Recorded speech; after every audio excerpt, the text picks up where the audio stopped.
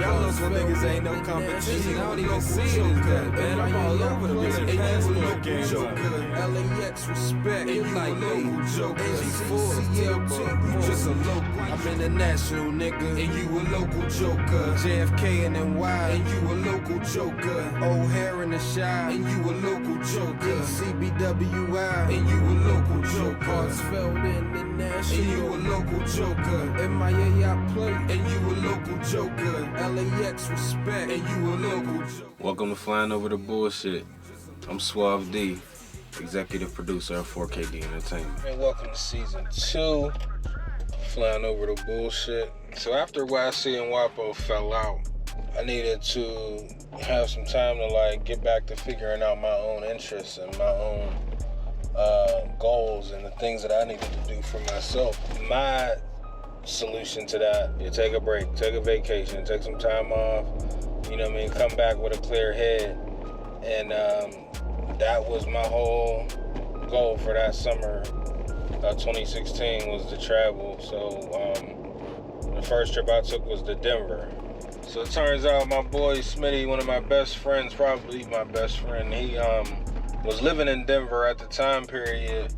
And he had been there for a little while as the legislation was being passed for the decriminalization of marijuana and cannabis use there.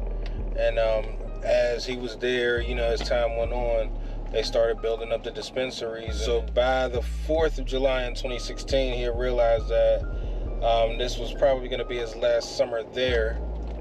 So a few of us decided to go down there and visit him to see what it was like, because at that time, there weren't as many cities that had, decriminalized and that had dispensaries, other than places that allowed it for medical use. So this was the beginning of the recreational use time period. I got that gas, that loud, that shit knock by the pound. I got that gas, that loud, that shit knock by the pound. Yeah, Denver, Colorado. So it was lovely to see all the different dispensaries, and they had this one place on Ashbury that I really liked a lot. This is Broadway, by the way, you know what I'm saying? This is supposed to be their version of Carson Street, but it's all dispensaries and whatnot. So we're just leaving the Herbal Cure. It's like a little roster type spot. Just got this live resin. I'm about to see what it's hitting for. It's supposed to be this newer, more potent form of wax. Yeah, there was a large variety of items. They had, from edibles to concentrates to tinctures. So of course, I had to go on a shopping spree and, come up on all kinds of shit. Me, I bless you like Hachu. Blue Dream and Gorilla Glue. Skywalker OG and Afghani Glue. That smelly proof for them. After the little shopping spree, we went around Denver, did the tourist thing, went down to the 16th Street Promenade. Saw a bunch of interesting characters there in their element there in Denver, you know what I'm saying? And we got a feel for the culture there, which is pretty cool. I got that gas, that loud, that shit knock by the pound. I got that gas, that loud, that shit knock by the pound. Only presidential if you blowin' with me. I got them grams, A's, Q's, half ounces of tree. Yeah, going up in the mountains was real cool. That high up in the altitude, you felt like the sun was really beaming right down on you. You felt like you were closer to the sun than to outer space. A few years ago, there was this show that used to come on, I think it was True TV or something like that, but it was called Conspiracy Theory by Jesse Ventura. Or with Jesse Ventura, whatever. And he spent a whole episode in that Denver airport analyzing this big mural that they have there. And some thoughts that it was, a depiction of something that could happen in the future. Some kind of apocalyptic kind of, whatever, however you feel about it. I actually got to look at it and see it for myself.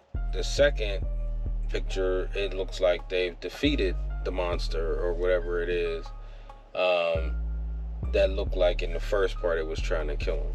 So you gotta see it for yourself. And when it comes to conspiracies, I think there are fear mongers out there like Alex Jones and InfoWars, but if there wasn't any truth into what they were saying, people wouldn't follow and listen to them. There is facts and evidence that prove that some conspiracies have been proven to be true.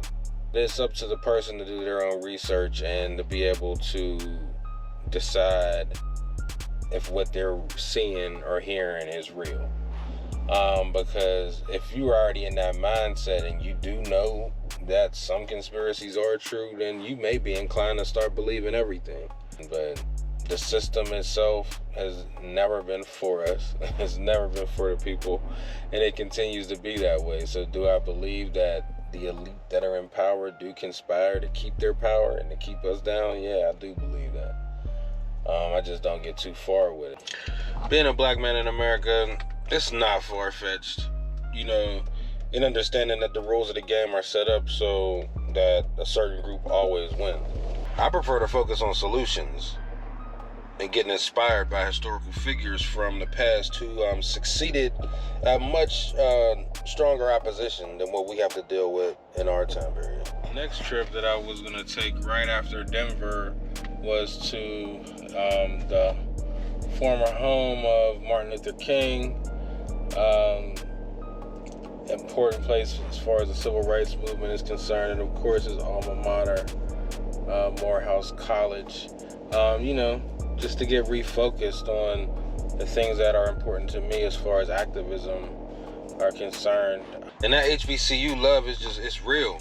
It's real. While I decided to go to a different school that my brothers from Morehouse chose, you know, we all kind of had that focus on black excellence and black education and black upward mobility.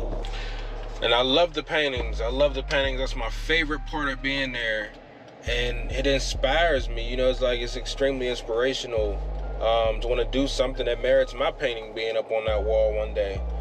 And I do honestly feel like it's up to our generation to help move things forward, you know, to make things better for the generation coming up behind us.